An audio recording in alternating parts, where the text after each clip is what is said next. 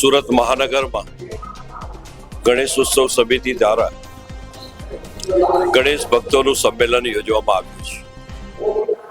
આ સંમેલનમાં આગામી ગણેશ ઉત્સવ દરમિયાન જે શુભ સંદેશો આપવા માંગીએ છીએ, જેમાંનો એક સંદેશ કે આપના યુવાનો એ જંગફૂટ સામેના જંગની લડાઈમાં, આપણા યુવાનો એ મેદસ્વી સામેના જંગમાં અને આપણા યુવાનો વ્યસન સામેના જે લડાઈ છે એની જંગમાં સૌ સમાજની અંદર એક સાનુકૂળ વાતાવરણ ઊભું કરે.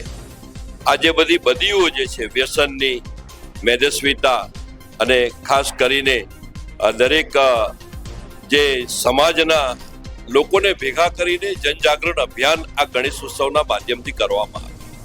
એટલું જ નહીં, પરંતુ 150મી વર્ષગાંઠ, 150મી જન્મ જયંતિ પૂજ્ય સરદાર વલ્લભભાઈ પટેલની પણ છે, એને પણ યાદ કરે. 100મી વર્ષ એટલે શતાબ્દી વર્ષ પણ RSS એટલે રાષ્ટ્રીય સ્વયંસેવક સંઘની પણ છે, એને પણ ધ્યાનમાં રાખે.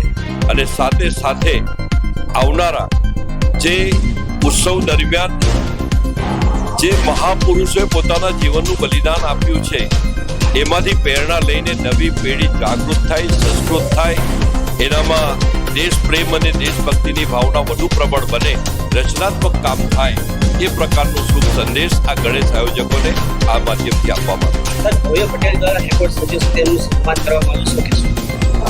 ભવ્ય પટેલે ભૂતકાળમાં 27 જેટલા વાજિંત્ર 27 કલાક વગાડીને એક વર્લ્ડ રેકોર્ડ પ્રસ્થાપિત કર્યો છે. 2 દિવસ પહેલા એટલે કે શુક્રવાર અને ગઈકાલે શનિવારે જ એનો જે નવો હાથથી તબલા વગાડવાનો 31 કલાકનો જે એણે રેકોર્ડ કર્યો છે, અત્યારે નોંધણીમાં છે, નોમિનીમાં છે. એ ગિનિસ બુક ઓફ વર્લ્ડ રેકોર્ડમાં નોંધણીમાં ગયો છે.